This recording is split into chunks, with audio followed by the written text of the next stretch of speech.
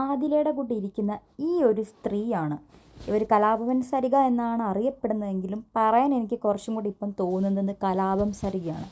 ഈ ഒരു സ്ത്രീയാണ് ഇവിടെ വന്നിട്ട് ഏറ്റവും കൂടുതൽ കുത്തിത്തിരിപ്പുകൾ ഉണ്ടാക്കിയതെന്ന് പറഞ്ഞാൽ ആർക്കെങ്കിലും നോ എന്ന് പറയാൻ പറ്റുമോ?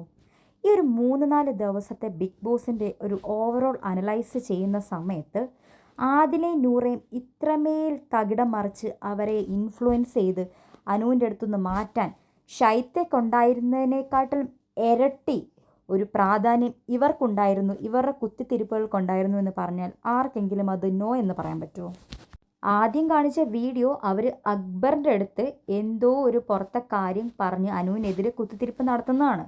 ഇതുപോലത്തെ 100 കാര്യങ്ങൾ കുത്തിത്തിരിപ്പുണ്ടാക്കി ഇവരിവിടെ അവതരിപ്പിച്ച് കഴിഞ്ഞു. ഇവർ വന്ന ദിവസം തൊട്ട് അനുമോൾ പറയുന്നുണ്ട്, അനുമോളുമായിട്ട് ഇവർക്ക് യാതൊരു തരത്തിലുള്ള പ്രശ്നങ്ങളും ഇല്ല. ഇവിടുന്ന് പോയപ്പോഴും അവർ നല്ല രീതിയിലാണ് ഇറങ്ങിപ്പോയത്. തിരിച്ച് കയറി വന്നപ്പം ഒരു കൂട്ടം ആൾക്കാർ അനുമോളെ ടാർഗറ്റ് ചെയ്യുന്നുണ്ടെന്ന് കണ്ടിട്ട് അവരുടെ കൂടെ ചേർന്ന ആൾക്കാരാണ് ഈ കലാഭവൻ സരികയും ശാരികയും. ശാരികയ്ക്ക് ഇത്രമേൽ കുത്തിത്തിരിപ്പൊന്നുമില്ല.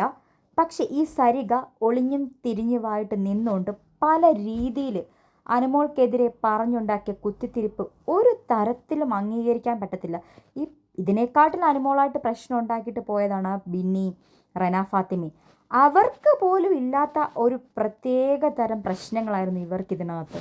ഏറ്റവും ലാസ്റ്റിൽ നടന്ന ആ ഒരു അനുമോൾ പിആറിൻ്റെ നമ്പർ കൊടുത്തു എന്നുള്ള ഇഷ്യൂവിൽ അനുമോൾ പറഞ്ഞു, എൻ്റെ നമ്പറാണ് ഞാൻ കൊടുത്തത്, അവരുടെ ആതിരയുടെ നമ്പർ എൻ്റെ കയ്യിലും ഉണ്ടെന്ന് പറഞ്ഞപ്പോൾ അതങ്ങനെ അനുമോൾ അവിടെ നിന്ന് പറയുന്നത് കേട്ടിട്ട് ഇവർ നേരെ വന്ന് നൂറയുടെ അടുത്ത് പറയുക, നിൻ്റെയൊക്കെ ആരുടെയോ നമ്പർ അവളുടെ ഉണ്ടെന്ന് പറഞ്ഞെന്ന്.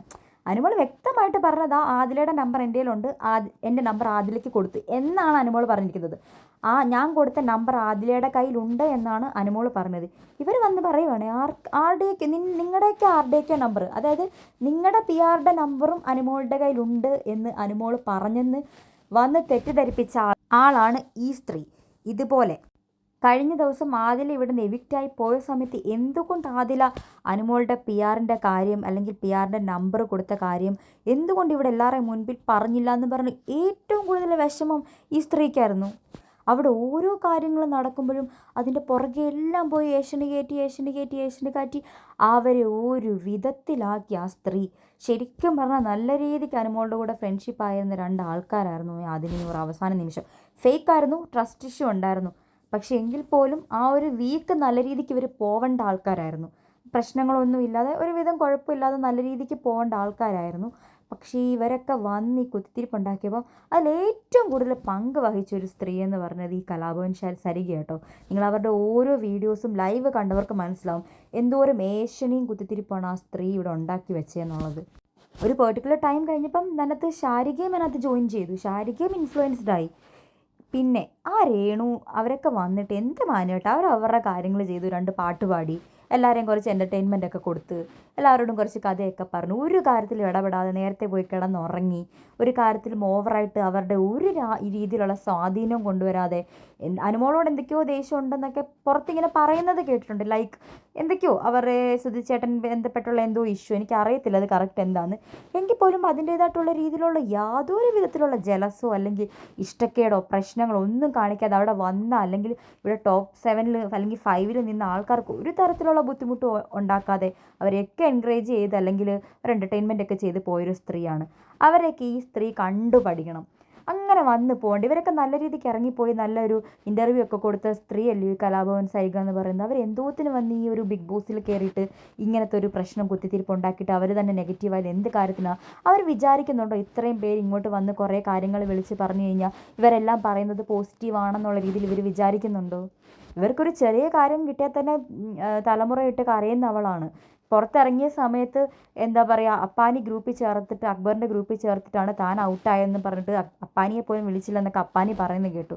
അപ്പോൾ ഇനി ഇവർ ഇറങ്ങിപ്പോകുമ്പോൾ ഇവർക്ക് വരുന്ന ആ സോഷ്യൽ മീഡിയയിൽ വരുന്ന ആ ഒരു ഇതൊക്കെ അവർ ഇനി എങ്ങനെ സഹിക്കും? അവർ എന്ത് ഉദ്ദേശത്തിലാണ് ഇങ്ങനെ വന്ന് ഈ കുത്തിത്തിരിപ്പെല്ലാം ഇവിടെ ഉണ്ടാക്കിയത്? ഒന്നുമില്ലെങ്കിൽ 10-40 വയസ്സുള്ളൊരു സ്ത്രീയല്ലയോ അവർ? അവർക്കറിയാമല്ലോ അനുമോൾ എന്തായാലും ഇവരെക്കുറിച്ച് കുശുമ്പും കുന്നായ്മയോ അല്ലെങ്കിൽ ഒരു കുറ്റം ആരെടുത്തും പോയി പറഞ്ഞിട്ടില്ല. അവിടെ വഴക്ക് നടക്കുമ്പോൾ എന്തോ ആയിക്കോട്ടെ അവർ പറഞ്ഞു കൊടുക്കേണ്ടത് എന്താണ്, അവസാന നിമിഷമല്ലേ. നിങ്ങളെക്കുറിച്ച് എന്തായാലും അനുമോൾ ഒരു കുറ്റം ആരെടുത്തും പറഞ്ഞിട്ടില്ല. അപ്പം നിങ്ങൾ തമ്മിൽ എന്തിനാണ് പിണങ്ങിയിരിക്കുന്നത്? നിങ്ങൾ ടോപ്പ് 7 അല്ലെങ്കിൽ 6 ആൾക്കാരാണ്.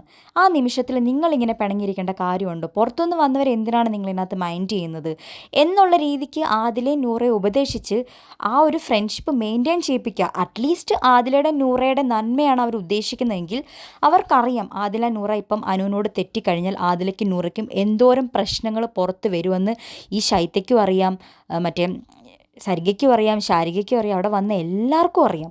എന്നിട്ടും അവരെ കൊണ്ട് അങ്ങനെ, അതും അനുവാണെങ്കിൽ ആദില നൂറയ്ക്ക് ഒരു തരത്തിലുള്ള പ്രശ്നങ്ങൾ ഉണ്ടാക്കിയിട്ടുള്ള ആൾക്കാരല്ല. അപ്പം അവരുടെ അടുത്ത് പറഞ്ഞ് മനസ്സിലാക്കി കൊടുക്കണം, മക്കളെ നിങ്ങളിത് തീരുന്നവരെ നിങ്ങൾ നല്ല രീതിക്ക് നിൽക്കുക, അവിടെ കഴിഞ്ഞിട്ട് നിങ്ങൾ എന്താണെന്ന് വെച്ച് ചെയ് എന്ന് മാന്യമായിട്ടും പറഞ്ഞു കൊടുക്കേണ്ട ആ അത്രയും പ്രായമുള്ളൊരു സ്ത്രീ, ഇത്രയും എക്സ്പീരിയൻസ് ഉള്ളൊരു സ്ത്രീ അവിടെ വന്നിട്ട് വെറും ചന്ത സ്ത്രീകളെ പോലെ വെറും എന്താ അങ്ങോട്ടും ഇങ്ങോട്ടും തമ്മിലടുപ്പിക്കുന്ന വീട്ടിൽ കിടന്ന് കാണിക്കുന്ന ആ ഒരു രീതിയൊക്കെ ഒരു ബിഗ് ബോസ് ഹൗസിൽ വന്ന് കാണിക്കുമ്പോൾ അവരുടെ ക്വാളിറ്റി എന്താണ്, അവർ ഇറങ്ങിപ്പോയത് നന്നായെന്നല്ല, അവരുടെ സ്വഭാവം ഇപ്പം ഇവിടെ വന്ന് കാണിച്ചല്ലോ. ഈ ബിൻസിയുടെ ആണെങ്കിലും സരികയുടെ ആണെങ്കിലും ശാരികയുടെ ആണെങ്കിലും ഒക്കെ ഒരു കുഴപ്പവുമില്ലാതെ അത്യാവശ്യം പോസിറ്റീവായിട്ട് ഇറങ്ങിപ്പോയെങ്കിലും ബിൻസി തിരിച്ച് വരണം, ബിൻസി നല്ലൊരു കണ്ടസ്റ്റൻ്റ് ആയിരുന്നു എന്നാണ് ബിഗ് ബോസിനകത്ത് മീൻസ് പുറത്തുള്ള ആൾക്കാർ പറഞ്ഞത്.